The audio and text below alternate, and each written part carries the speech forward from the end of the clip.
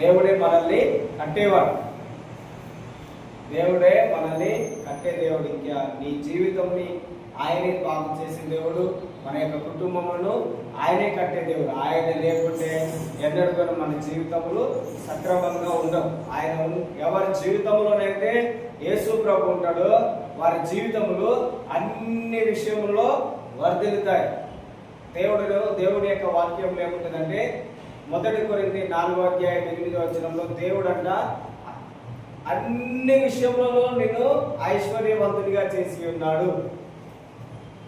ఎలా చేసి ఉన్నాడు దేవుడు నిన్ను? అన్ని విషయములలో. చెప్పండి, అన్ని విషయములలో. అంటే అన్ని విషయములలో నేను ఐశ్వర్యవంతుడని.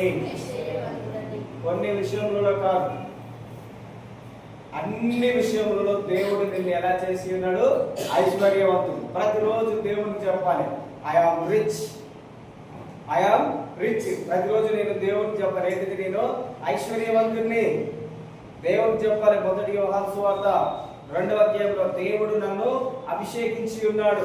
2వ అధ్యాయం 20 ఉంటుంది. దేవుడు నన్ను ఏం చేసి ఉన్నాడు? ప్రతిరోజు మీరు చెప్పాలి, దేవుడి యొక్క వాక్యంని మీరు ఒప్పుకోవాలి. దేవుడు నన్ను అభిషేకించి ఉన్నాడు, దేవుడు నన్ను ధనవంతునిగా చేసి ఉన్నాడు. ఎలా చేసి ఉన్నాడు? దేవుడు నన్ను ధనవంతునిగా చేసి ఉన్నాడు. మనల్ని పేదవాళ్ళని కాదు, ధనవంతునిగా చేసి ఉన్నాడు దేవుడు. అన్ని విషయములలో మనం ఐశ్వర్యవంతులమైనాం. ఏ విషయంలో కొదువ లేకుండా ఉన్నాం. అన్ని విషయంలో సంతృప్తి కలిగి ఉన్నాము. ప్రతిరోజు నువ్వు చెప్పాలి, దేవుని యొక్క వాక్యము. ఎవరి వాక్యము? దేవుని యొక్క వాక్యము. యేసుక్రీస్తు యొక్క మాటలు సమృద్ధిగా సమస్త విధములైన జ్ఞానముతో క్రీస్తు యొక్క వాక్యము నా యొక్క హృదయములో, లేదంటే నాలో సమృద్ధిగా నివసిస్తున్నది. ఎలా చెప్పాలి? సమస్త విధములైన జ్ఞానముతో. ఏదైనా కట్టబడాలంటే జ్ఞానమే కావాలి. అర్థమైందా? ఏమైనా కట్టబడాలంటే దేవుని యొక్క వాక్యములో ఉన్నది. దేవుడు మనకు 9 ఆత్మవరములను ఇచ్చింది. ఎన్ని ఆత్మవరములు చెప్పండి? అందరు చెప్పండి, ఎన్ని ఆత్మవరములు? 9. అందరికి తెలిసి ఉన్నారు. దేవుడు మనకు 9 ఆత్మవరములను ఇచ్చి ఉన్నాడు. అదేవిధంగా దేవుడు 9 ఆత్మ ఫలములను ఇచ్చి ఉన్నాడు. ఎవరి జీవితంలోనైతే యేసు ప్రభువుని, తండ్రి అయిన దేవుని అంగీకరించి పరిశుద్ధాత్మ చేత ఎవరైతే నింపబడతారో వారి జీవితంలో ఈ యొక్క 9 ఆత్మవరములు, ఈ యొక్క 9 ఆత్మ ఫలములు మన జీవితంలో కనిపిస్తాయి. అది నువ్వు దేవుని సేవ చేస్తున్నటువంటి సేవకుడు అయినా, అదేవిధంగా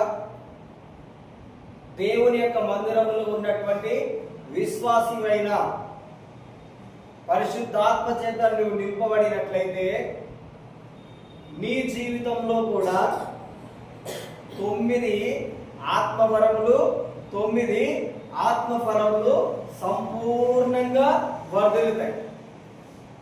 చెప్పండి అండి, 9 ఆత్మవరములు, 9 ఆత్మఫలములు. ఎవరైతే తండ్రి అయిన దేవుని అంగీకరించి యేసు ప్రభుని తన సొంత రక్షకునిగా అంగీకరించి తమ పాపములను ఎవరైతే కడిగి వేసుకొని పరిశుద్ధాత్మ చేత నింపబడతారో వారందరి జీవితంలో దేవుడు నీకు, నాకు, దైవ సేవకులకును, అదేవిధంగా సంఘంలో ఉన్నటువంటి విశ్వాసులందరికీ కూడా దేవుడి యొక్క ఆత్మ ఫలములను, ఆత్మ వరములను ఆయన ఉచితంగా అనుగ్రహించి ఉన్నాడు. హల్లెలూయా. దేవుని యొక్క కృప, దేవుని యొక్క వాక్యంలో ఏముంటుందంటే, ప్రతి వారికి ఇవ్వబడినటువంటి కృప చొప్పున ఏంటిది? ప్రతి ఒక్కరికి ప్రత్యేకంగా దేవుడు తన యొక్క కృపని ఇస్తాడంట. నీకు దేవుడు కృపనిచ్చి ఉన్నాడు, నాకు దేవుడు కృపను అనుగ్రహించి ఉన్నాడు. రోమీలకు రాసినటువంటి పత్రిక 1వ అధ్యాయంలో 1 నుంచి 7 వచనముల వరకు మనం చూసినట్లయితే పౌలు చెప్తాడు, ఇదిగో దేవుడు నన్ను అపోస్తులునిగా నియమించడానికి. ఎలా నియమించడానికి? అపోస్తులునిగా అంటే దేవుని యొక్క సేవ చేయడానికి, దేవుని యొక్క పని చేయడానికి, దేవుని యొక్క వాక్యమును మీకు ప్రకటించడానికి దేవుడంట ఆయనకి కృప అనుగ్రహించి ఉన్నాడంట. ఏమనుగ్రహించింది దేవుడు? కృపని. అదేవిధంగా దేవుడు మీకు కూడా ఆయన కృప ఇచ్చి ఉన్నాడు, నాకు కృపనిచ్చి ఉన్నాడు. దేవుని యొక్క సేవ చేయడానికి ప్రవక్తగా పిలుపు చేత పిలువబడి దేవుని యొక్క సేవ చేయడానికి దేవుడు నాకు కృపనిచ్చి ఉన్నాడు. అదేవిధంగా దేవుని యొక్క మందిరంలో మీరు విశ్వాసులుగా ఉంటూ అనేకమైన మీ జీవితంలో అద్భుతాలు, సూచక్రియలు, మహత్కార్యములను దేవునితో నడవటానికి దేవుడు మీకు కూడా ఆయన తన యొక్క కృపని అనుగ్రహించి ఉన్నాడు. హల్లెలూయా. సో నేనేం చెప్తున్నా, దేవుని యొక్క 9 ఆత్మవరములలో ఒక వరం ఏంటిదంటే మనము బుద్ధి. దేవుని యొక్క వాక్యంలో ఇప్పుడు నేనేం చెప్పిన, సమస్త విధములైనటువంటి జ్ఞానముతో, ఎలాంటి సమస్త విధములైనటువంటి జ్ఞానముతో క్రీస్తు వాక్యము నాలో లేదంటే నా యొక్క హృదయంలో నివసిస్తుందని మీరు ప్రతిరోజు చెప్పాలి. ఏం చేయాలి? మీరు ప్రతిరోజు దేవుని యొక్క వాక్యాన్ని చెప్పాలి. జ్ఞానమే యేసుక్రీస్తు. జ్ఞానం అంటే ఎవరు? యేసుక్రీస్తు. ప్రతిరోజు మీరు చెప్పాలి, నాలో దేవుని యొక్క జ్ఞానము సమృద్ధిగా నివసిస్తున్నది. దేవుని యొక్క వాక్యము నీలో ఉన్నట్లయితే, ఎవరి వాక్యము?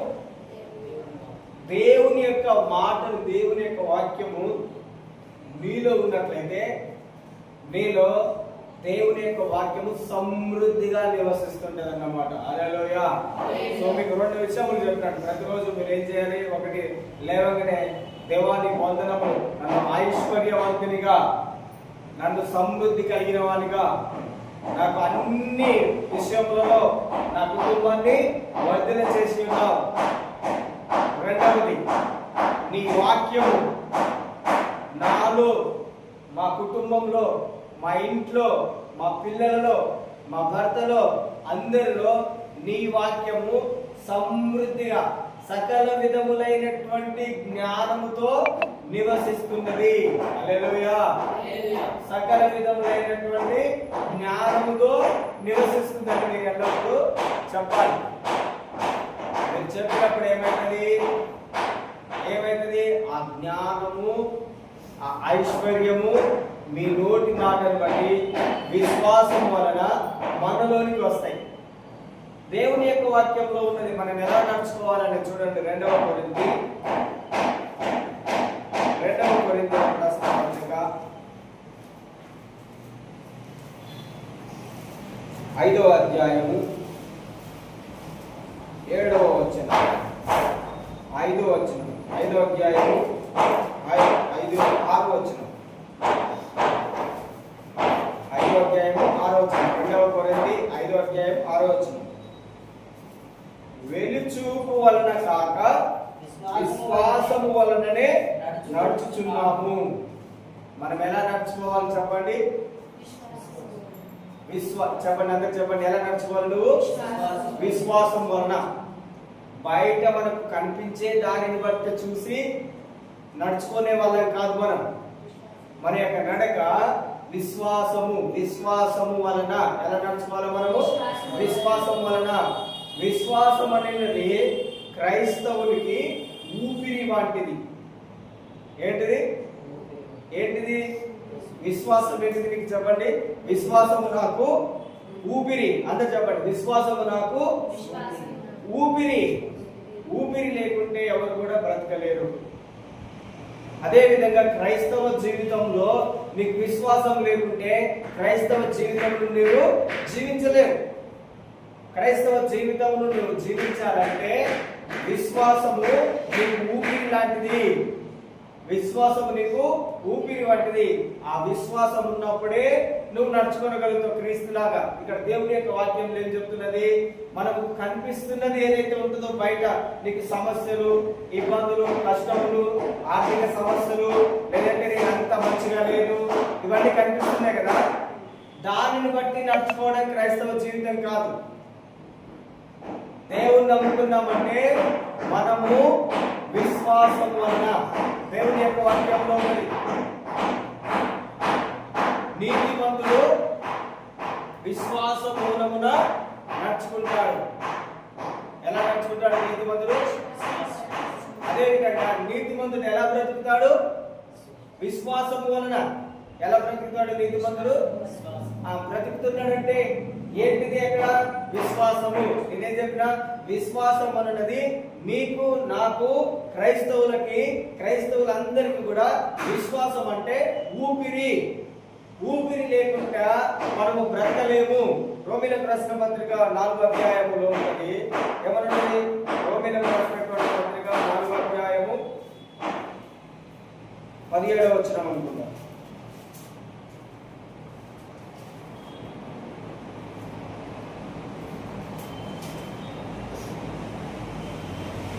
రోమీయులకు రాసిన పత్రిక 1వ అధ్యాయం 17వ వచనం. 1వ అధ్యాయం 17వ వచనం. ఎందుకనినా నీతిమంతుడు విశ్వాస మూలముగా జీవించును. ఎలా జీవిస్తాడు నీతిమంతుడు? విశ్వాసము. ఇంత స్పష్టంగా మనకు దేవుని యొక్క వాక్యంలో రాయబడింది. ఏంటంటే విశ్వాసం అనేది నీకు ఊపిరి. నీకు ఊపిరి లేకుండా జీవించలేవు. క్రైస్తవ జీవితంలో మనం జీవించాలంటే తప్పకుండా నీకు విశ్వాసం అనేది ఉండాలి. హల్లెలూయా. సో మనము విశ్వాసంతో ఇప్పుడు నేను చెప్పిన 2 మాటలు చెప్పాలి.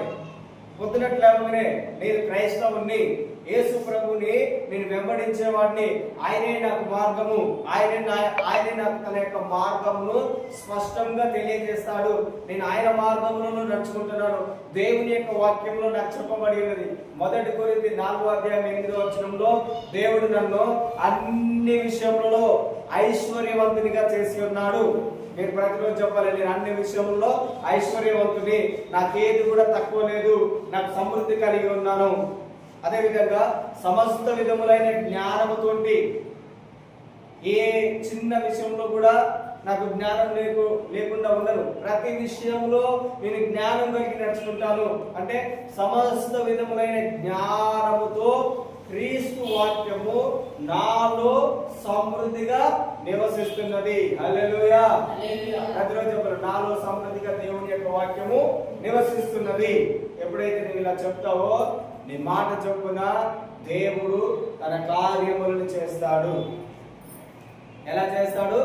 నీ మాట చొప్పున, నువ్వు ప్రార్థించిన నీ ప్రార్థన చొప్పున, నువ్వు అడిగిన ఆ మాట చొప్పున, నువ్వు దేవునికి మొర పెడుతున్న మొర చొప్పున దేవుడు నీ జీవితంలో అద్భుతాలు చేస్తాడు.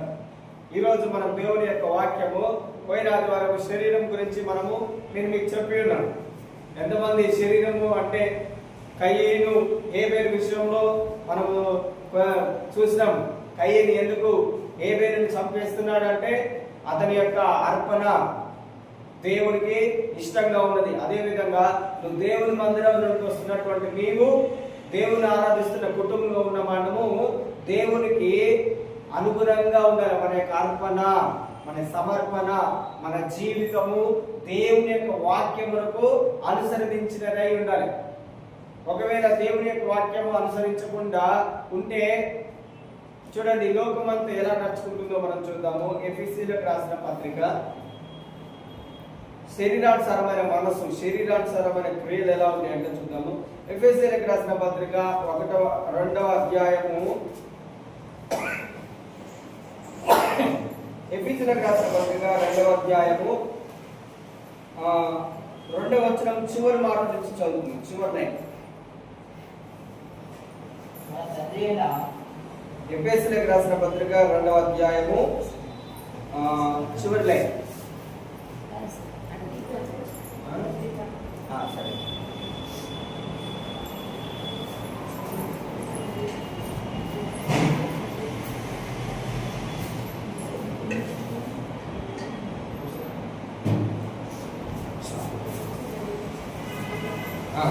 ఎఫెసీయులకు రాసిన పత్రిక 2వ అధ్యాయం 2వ వచనంలో చదువు.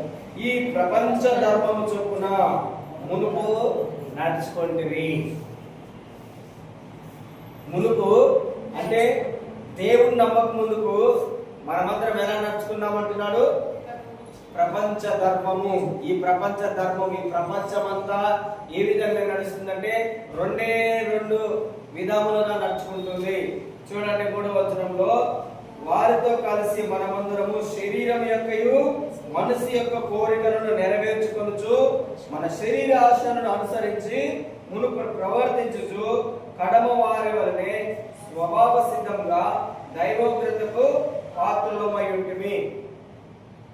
ఈ ప్రపంచ ధర్మము, ఈ ప్రపంచమంతా నడుచుకునేది రెండు విషయములను బట్టి నడుచుకుంటుంది.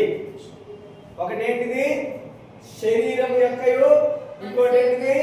మనసు యొక్క కోరికలను అనుసరించి నడుస్తుంది. శరీరం యొక్కయు మనసు యొక్క కోరిక అనుసరించి ఈ ప్రపంచమంతా కూడా నడుస్తుంది. ఒకప్పుడు యేసు ప్రభుని అంగీకరించక ముందుకు, యేసు ప్రభు తెలియక ముందుకు నీవు నేను మనమందరము ఈ రెండు విషయములని అనుసరించి ఈ లోకంలో ఏ విధంగానైతే మన తల్లిదండ్రులు, మన పితరులు వాళ్ళు ఏ విధంగానైతే నడుచుకున్నారో అదే విధంగా నేటికి చాలా మంది ఇదే విధంగా నడుచుకుంటున్నారు. మనం కూడా ఒకప్పుడు ఇదే విధంగా నడుచుకున్నాము. దేవుని యొక్క వాక్యంలో చెప్తున్నది ఏంటిది? మునుపు మీరు శరీరాశలను మనసు యొక్క కోరికలను, నేను చెప్పినాను శరీరం యొక్క కోరిక మనసు యొక్క కోరిక ఏంటిదో కదా. మీరు నా యొక్క గడిచినటువంటి 2-3 వారముల క్రితం ఉన్నటువంటి దేవుని యొక్క వాక్యమును మీరు యూట్యూబ్ లో చూసినట్లయితే ఈ శరీరం యొక్క కోరిక మనసు యొక్క కోరికలు, శరీరం యొక్క కోరికలు గలతీయులకు రాసిన పత్రిక మరి 5వ అధ్యాయం 19, 20, 21 వచనంలో మనం చదువుకున్నాం. శరీరం యొక్క కోరికలు ఇంకా అవి మాత్రమే కాదు, ఇంకా చాలా ఉన్నాయి. చాలా మంది మనస్సుకు నచ్చినది, శరీరమునకు నచ్చినది ఆ రెండు చేస్తుంటారు. అదే మనమందరం ఏమనుకుంటాము? దైవ భక్తి అని అనుకుంటున్నాం. ఏమనుకుంటున్నాం? అదే శరీరము మనసు కోరికలను నెరవేర్చుకుంటూ అదే మనము దైవ భక్తి అంటున్నాం. మనకు నచ్చినట్టుగా జీవిస్తున్నాం, దాన్ని ఏమంటున్నాము? దైవ భక్తి అంటున్నాము. ఎంజాయ్ చేస్తున్నాము, ఇష్టం వచ్చిన మాటలు మాట్లాడుతున్నాము, అపవిత్రమైనది వాడుకుంటున్నాము. దానిని బట్టి మనమందరం ఏమంటున్నాము? ఇదే నేను నడుస్తున్నటువంటి దైవ భక్తి అంటున్నాం. కానీ దేవుని యొక్క వాక్యం ఏమంటున్నారు? మీరందరూ కూడా శరీరం యొక్క కోరికలను మనసు యొక్క కోరికలను నెరవేర్చుకుంటూ బ్రతికితే మీరు దేవుని యొక్క ఉగ్రతకి లోనైనటువంటి వాళ్ళు అంటున్నారు. కానీ మనమందరము దేవునికి కృతజ్ఞతలు చెల్లించాలి. ఎందుకంటే దేవుడు యేసుక్రీస్తుని తెలుసుకునే కృపని ఆయన మనకు అనుగ్రహించి ఉన్నాడు. యేసుక్రీస్తుని మనం తెలుసుకున్నాం కనుక దేవుడు మనల్ని ఉగ్రత నుండి తప్పించిండు. శరీరం యొక్క కోరికలని జయించే అధికారం మనకు అనుగ్రహించి ఉన్నాడు. ఏ కోరికలని? శరీరం యొక్క కోరికలని, మనసు యొక్క కోరికలని జయించే శక్తిని ఆయన మనకు అనుగ్రహించి ఉన్నాడు. దేవుని యొక్క వాక్యంలో ఉంటది. 1 తెస్సలోనిక పత్రికలో మనము మొదటి యోహాను సువార్త, 1 యోహాను రాసినటువంటి పత్రిక 5వ అధ్యాయంలో ఉంటది. విశ్వాసం వలన మనము సమస్తమును జయిస్తున్నాము. ఏం చేస్తాము? ఈ లోకమును జయించినటువంటి విశ్వాసము మన యొక్క విజయము. చదవండి ఒకసారి యోహాను సువార్త 5వ అధ్యాయము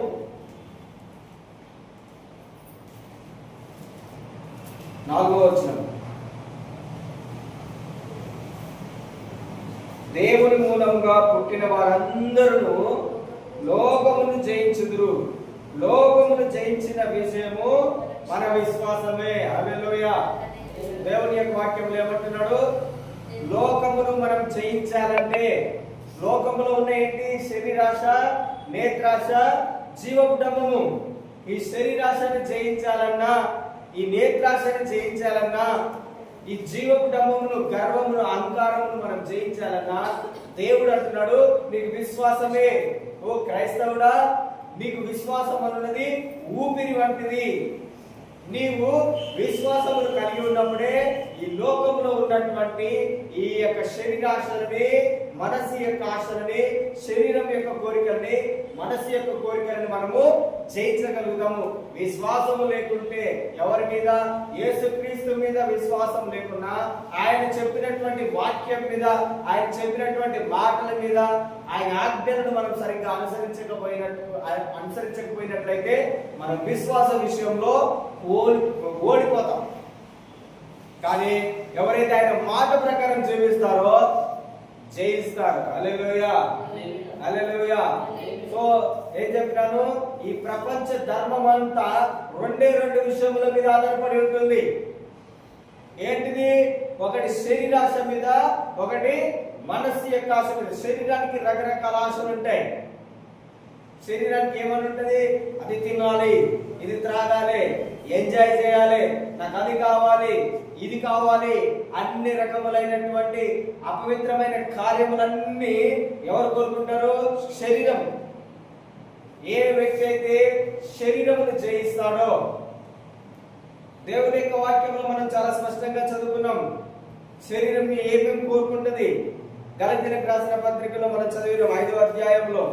పోయిన ఆదివారం నేను చెప్పినాను ఏమేమి కోరుకుంటుంది శరీరం అంటే.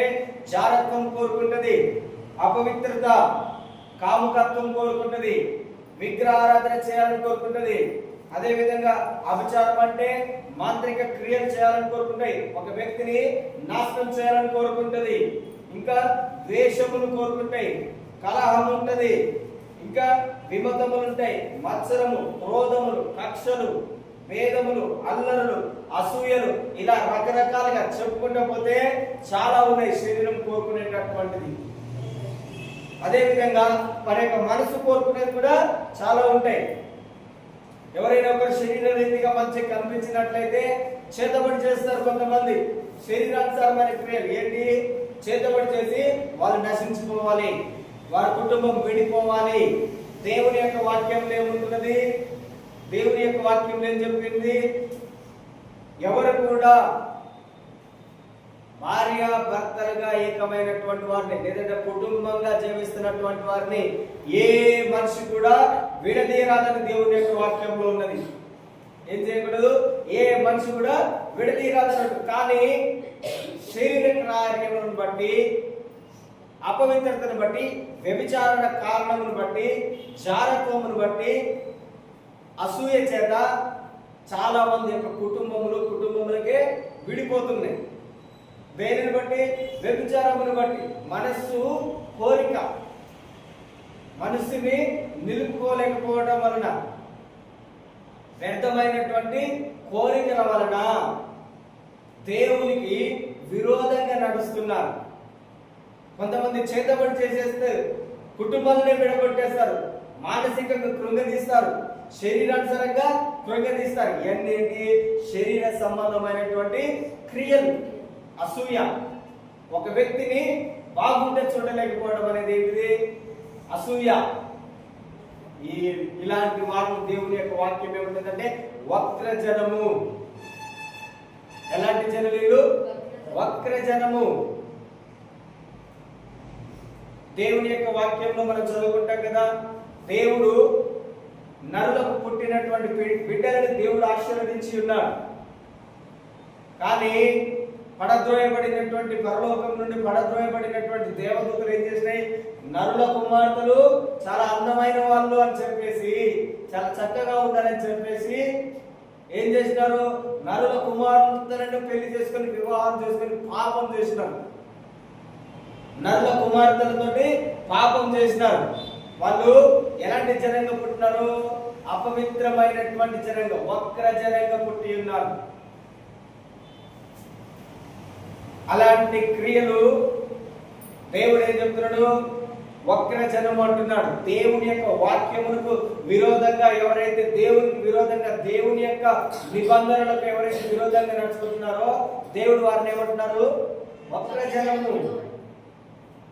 మరి ఇలాంటి వక్ర జనము మధ్యలో ఈ శరీర సంబంధాలుగా జీవిస్తున్నటువంటి వారి మధ్యలో జీవిస్తున్నట్టు నీవు వారి యొక్క మలినము, వారి యొక్క పాపము మనకు అంటకుండా వారి యొక్క క్రియల్లో మనం పాల్గొనకుండా జీవించాలంటే దేవుడు ఎలా జీవిస్తావు అంటున్నాడు. నువ్వు ఎలా జీవించగలుగుతావు, ఎలా వాటిని జయిస్తావు అంటే దేవుడు ఏమంటున్నాడు, నా యొక్క వాక్యమును బట్టే. దేవుని యొక్క వాక్యము నీ యొక్క హృదయంలో ఉన్నట్లయితే దేవుడు అంటారు జీవము కలిగినటువంటిది. ఎవరి మాటలు? దేవుని యొక్క మాటలు జీవం కలిగినటువంటివి. ఇలాంటి అపవిత్రుల మధ్యలో, ఇలాంటి వక్రజనం మధ్యలో, ఇలాంటి త్రాగుబోతుల మధ్యలో, ఇలాంటి అల్లరి క్రియలు చేస్తున్నటువంటి వారి మధ్యలో నిన్ను నీవు ఏ విధంగా కాపాడుకుంటావు, ఏ విధంగా నీ యొక్క జీవితమునకు మలినము, నీ యొక్క ఆత్మకు, నీ శరీరమునకు, నీ మనస్సుకు మలిన్యము కలగకుండా ఏ విధంగా నిన్ను నువ్వు కాపాడుకుంటావు అంటే దేవుడు ఒకే ఒకటి చెప్తున్నాడు. ఫిలిప్పీయులకు రాసిన పత్రిక చూడండి. ఫిలిప్పీయులకు రాసిన పత్రిక 2వ అధ్యాయము 16వ వచనం. అట్టి జనము మధ్యలో మీరు జీవవాక్యము గలవారై జీవవాక్యమును చేత పట్టుకొని లోకమందు జ్యోతుల వలె కనబడుచున్నారు. హల్లెలూయా. గట్టిగా చెప్పండి హల్లెలూయా. చూడండి దేవుడు ఏమంటున్నాడు, అట్టి జనము మధ్య. ఎలాంటి జనం మధ్య? వక్ర జనం మధ్య, వ్యభిచారుల మధ్యలో. దేవుని యొక్క వాక్యములో ఉంటది చూడండి. మొదటి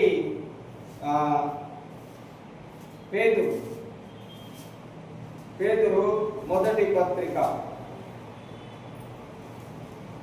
పేతురు రాసినటువంటి పత్రిక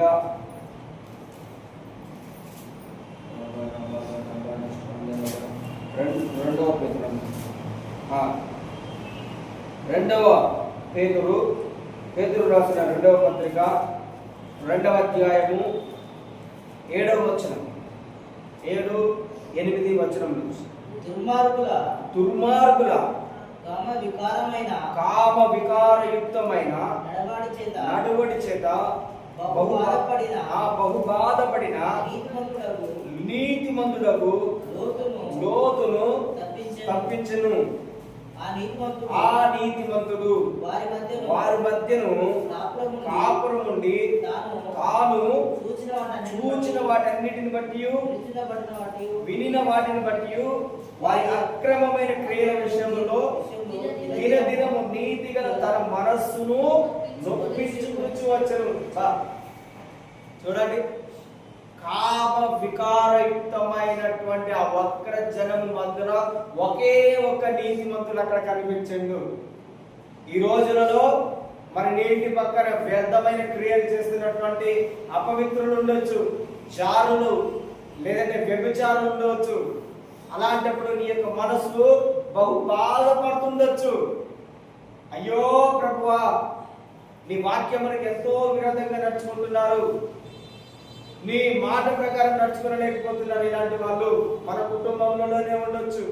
దేవుని వాక్యం అంగీకరించిన మన జీవితంలో కూడా, మన కుటుంబంలో కూడా మనం గమనిస్తుండొచ్చు. కానీ ఇక్కడ 3 లోతులు చూడండి. వారి యొక్క దుష్ట క్రియలన్నింటినీ వింటున్నాడు, చూస్తున్నాడు. ఆ మాటలు విన్నప్పుడు అంటే దినము తన యొక్క హృదయము, తన యొక్క మనస్సు నొచ్చుకుంటున్నా కూడా అతడు మాత్రం ఏ పాపం చేయకుండా జాగ్రత్తగా ఏం చేసిండు? తనను తాను కాపాడుకోగలిగింది. ఏం చేసిండు? తనను తాను కాపాడుకోగలిగింది.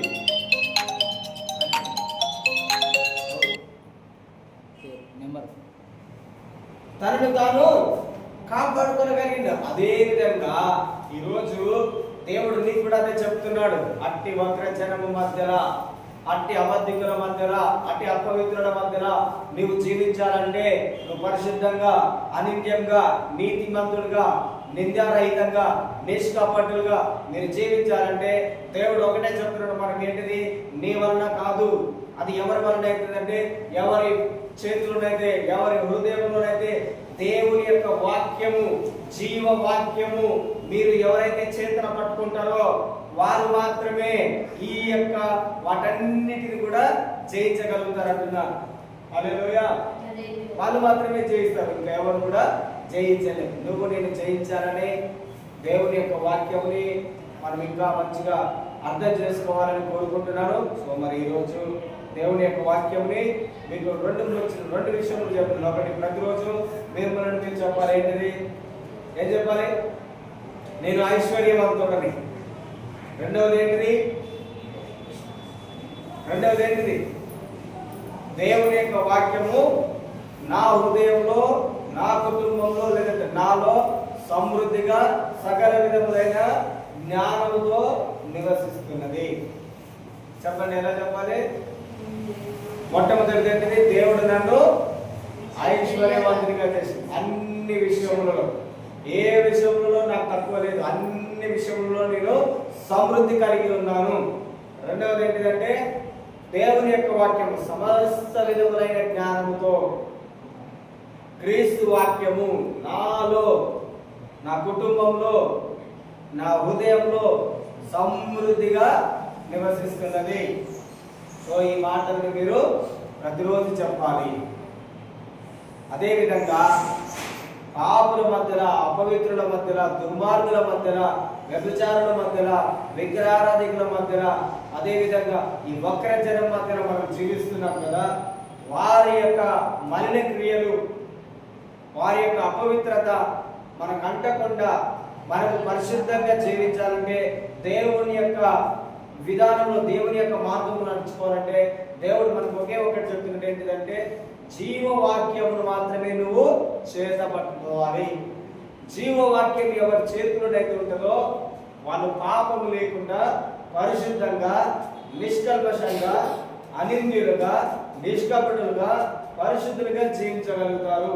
ఒకవేళ ఎవరి యొక్క హృదయంలోనైతే దేవుని యొక్క వాక్యం ఉండదో, దేవుని యొక్క వాక్యములకు చోటు ఉండదో, వాళ్ళు, దేవుడు అంటున్నాడు, అన్ని రకములైనటువంటి అపవిత్రతలో వాళ్ళు పడిపోతారు. అదేవిధంగా దేవుడు ఏమంటున్నాడు? మీరు లోకముని జయించాలంటే, దేవుడు ఏమంటున్నాడు? ఈ లోకములో ఉన్న వాటన్నిటిని జయించాలంటే మీకు కావాల్సింది ఏంటి అంటున్నాడు? విశ్వాసము. విశ్వాసం లేకుండా మనం ఈ లోకమును జయించలేము. నేనేం చెప్పాను మీకు? విశ్వాసం అంటే క్రైస్తవునికి, నాకు, నీకు ఎలాంటిది? ఊపిరి లాంటిది. ఎలాంటిది? ఊపిరి లేకుంటే నేను బ్రతుకుతారా? ఊపిరి లేకుండా నువ్వు బ్రతుకుతావా? విశ్వాసం అంటే మీకు, నాకు ఊపిరి లాంటిది. ఆ ఊపిరి లేకుంటే ఆ రోజు నేను ఏమైపోయినట్టు? చచ్చిపోయినట్టు అంటే అర్థం ఏంటంటే దేవుణ్ణి విడిచిపెట్టి ఈ లోకంలో జీవిస్తున్నట్టు. విశ్వాసం అంటే ఏంటిది? మనకు కనిపిస్తున్న దానిని బట్టి బ్రతికేయడం కాదు, కానీ మనము చూడని దానిని విశ్వాసం వలన నమ్మి బ్రతికేదే క్రైస్తవ జీవితం. హల్లెలూయా. అదేవిధంగా దేవుడు వీటన్నిటిని జయించడానికి దేవుడు తన యొక్క కృపను నీకు అనుగ్రహించింది. ప్రతిరోజు చెప్పండి, దేవుడు నాకు కృపనిచ్చిండు. ఏమిచ్చింది దేవుడు నీకు? నా కుటుంబం పోషించుకున్నట్టు, నేను జీవించడానికి నాకు కావలసినదంతటిని యేసయ్య తన కృప వలన నాకు అనుగ్రహిస్తున్నాడని ప్రతిరోజు చెప్పండి. దేవుడి యొక్క వాక్యమును దీవించి ఆశీర్వదించుగాక.